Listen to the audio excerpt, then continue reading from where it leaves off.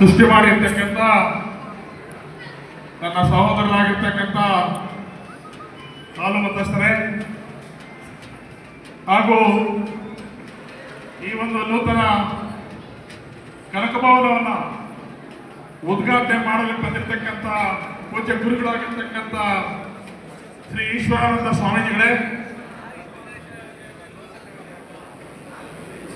ಶಿವಾನಂದ ಸ್ವಾಮೀಜಿಗಳೇ ಹಾಗೂ ಈ ಕಾರ್ಯಕ್ರಮಕ್ಕೆ ನಮ್ಮ ಕರ್ನಾಟಕ ರಾಜ್ಯದ ಮಾಜಿ ಸಚಿವರು, ಕುರುಬ ಸಮಾಜದ ಹಿರಿಯ ಮುಖಂಡರು ಆಗಿರತಕ್ಕಂಥ ಸನ್ಮಾನ್ಯ ರೇವಣ್ಣ ಸಾಹೇಬರೇ ಹಾಗೂ ಆಂಧ್ರ ಪ್ರದೇಶದ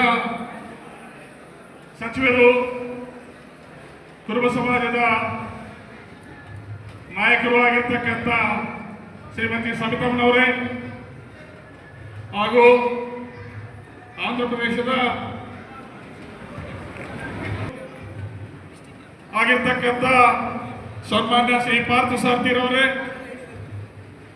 ಹಾಗೂ ನಮ್ಮ ನಾಯಕರು ಕೋಲಾರಿನ ವ್ಯಕ್ತಿ ಶ್ರೀ ವರ್ತೂರ್ ಪ್ರಕಾಶ್ ರವರೇ, ಅದೇ ರೀತಿಯಾಗಿ ಅನ್ಯತಾ ಭಾವಿಸಬೇಡಿ, ವೇದಿಕೆ ಮೇಲೆ ಅನೇಕ ಜನ ಕಂಡಿದ್ದಾರೆ. ಈ ಒಂದು ಎಲ್ಲ ಹೆಸರು ತಪ್ಪು ತಿಳ್ಕೊಬೇಡಿ.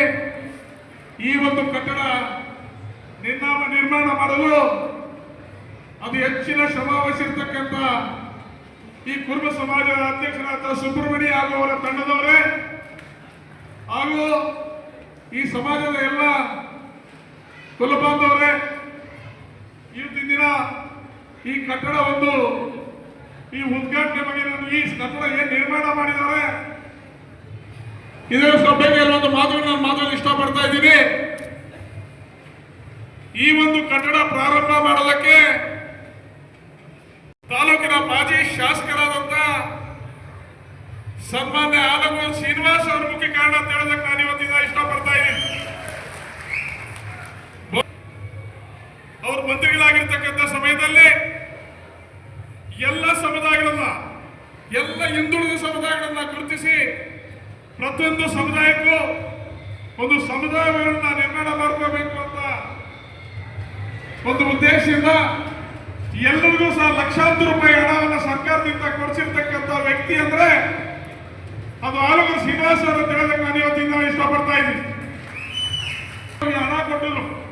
ಆ ಸಮಯದಲ್ಲಿ ಕಟ್ಟಡ ನಿರ್ಮಾಣ ಮಾಡೋದಕ್ಕೆ ಸ್ಥಳದ ತೊಂದರೆ ಇತ್ತು.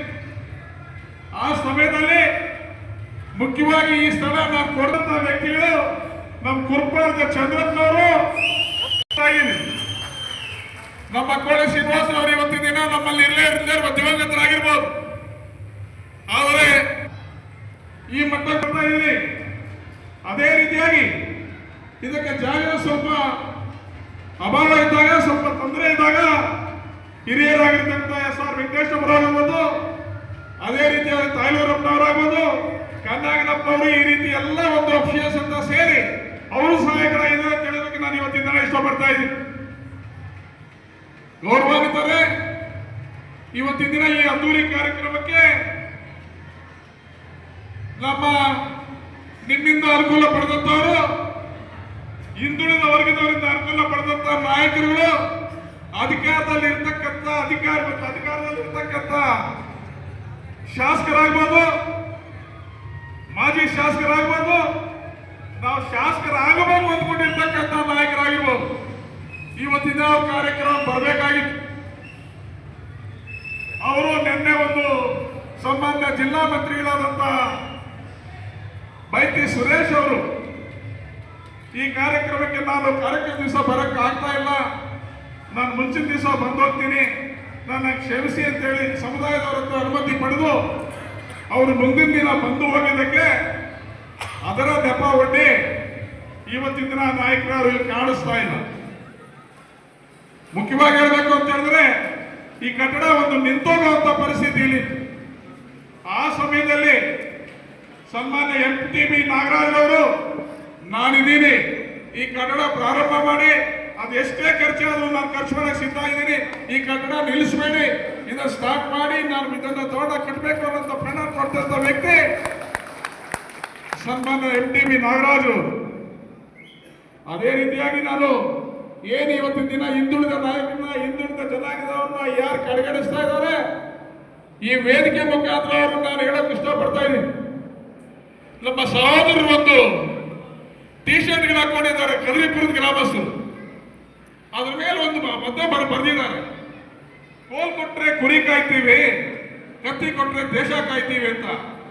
ನಾನು ಹೇಳ್ತಾ ಇದ್ದೀನಿ, ಹಿಂದುಳಿದ ವರ್ಗದವ್ರನ್ನ ಯಾರಾದರೂ ನೆಗ್ಲೆಕ್ಟ್ ಮಾಡಿದ್ರೆ, ಕಡೆಗಣಿಸಿದ್ರೆ ಮುಂದಿನ ಚುನಾವಣೆಯಲ್ಲಿ ಅವ್ರ ಬುದ್ಧಿ ಕೂಡ ಕಲಿಸ್ತೀವಿ ಅಂತ ಹೇಳೋದಕ್ಕೆ ವೇದಿಕೆ ಮುಂದೆ ನಾನು ಇಷ್ಟಪಡ್ತಾ ಇದ್ದೀನಿ.